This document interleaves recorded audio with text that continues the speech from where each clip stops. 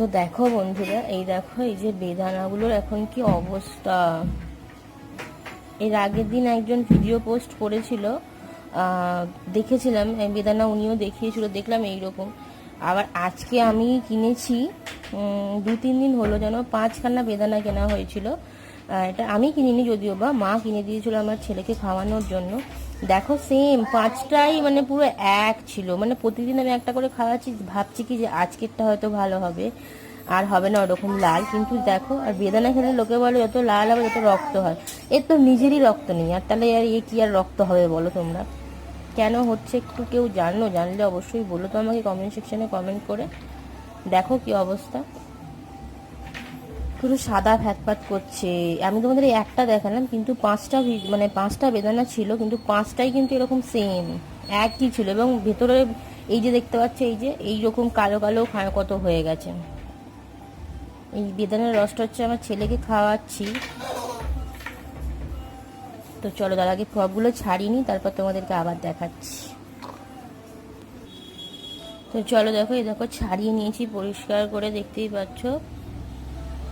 এই দেখো, তাও তো একটা একটা দেখছি যে লাল লাল হয়েছে, কিন্তু আমরা যে আগে খেতাম বেশ সুন্দর, কত সুন্দর লাল টকটক করতো বেদানা, সেই রকম আর বেদানা এটা নয়।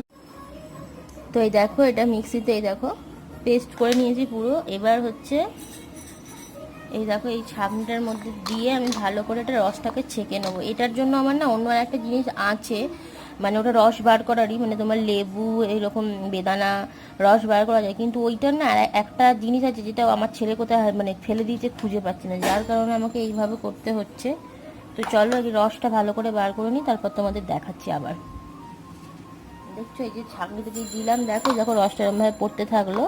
আবার যে তুমি হাতে করে এরকম এরকম করে ঘোরাবে আর রস পড়বে। এই দেখো রস পড়ছে, দেখতে পাচ্ছ তোমরা?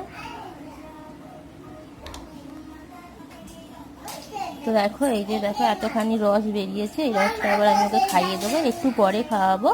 আর এই যে দেখো, এই যে এইগুলো বেরিয়েছে, এগুলো তো খায় না, এই যে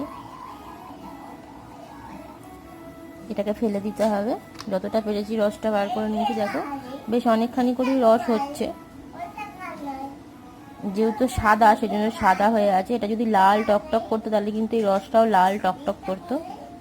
তো যাই হোক,